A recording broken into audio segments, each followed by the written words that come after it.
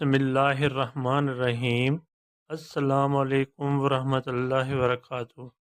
आज के लेक्चर का आगाज़ एक अच्छी बात से करते हैं।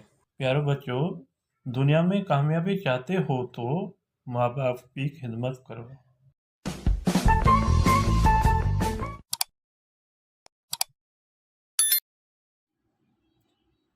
जी स्टूडेंट, आज के हमारे टॉपिक है सच्चा समझ या बेहतर। सच्चा समझ या बेहतर नज़म जो हैं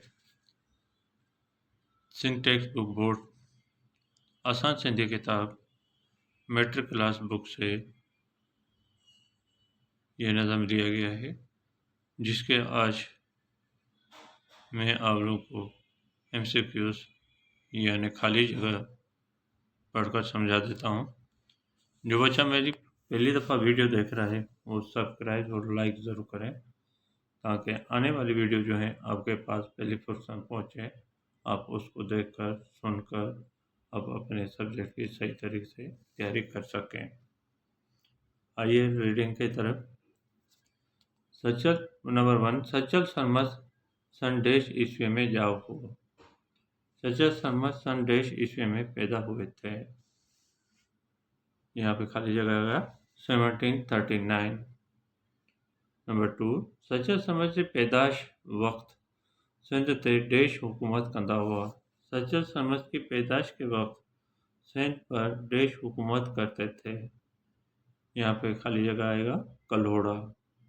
नंबर 3 है, सचल सरमस डेश ॿोलियुनि में शेर चयो आहे। सचल सरमस डेश ज़बानों में शेर कहा है। यहाँ पे लफ्ज़ आएगा सतन। नंबर 4 है, सिंध के अजीम बुजुर्ग सचल सरमस सन डेश ईस्वी में वफ़ात कए। सिंध के अजीम बुजुर्ग सचल सरमस सन डेश ईस्वी में वफ़ात की या वफ़ात पाए। यहाँ पे खाली जगह आएगा 1827। नंबर 5 है, सचल सरमस जो मज़ार रानीपुर जे भरिसां डेश ॻोठ में आहे। सचल सरमस की मज़ार रानीपुर के करीब डेश गांव में है। यहाँ पे लफ्ज़ आएगा दराजन। नंबर 6 है, सचल सरमस सन डेश हिजरी में जाओ हो। सचल सरमस सन डेश हिजरी में पैदा हुए थे 1152। नंबर 7 है, सचल सरमस सन डेश हिजरी में वफ़ात कए। सचल सरमस सन डेश हिजरी में वफ़ात पाए। यहाँ पे खाली जगह आएगा 1242। जी बेटा, ये चैप्टर नज़म था जो आप लोगों को मैंने समझा दिया।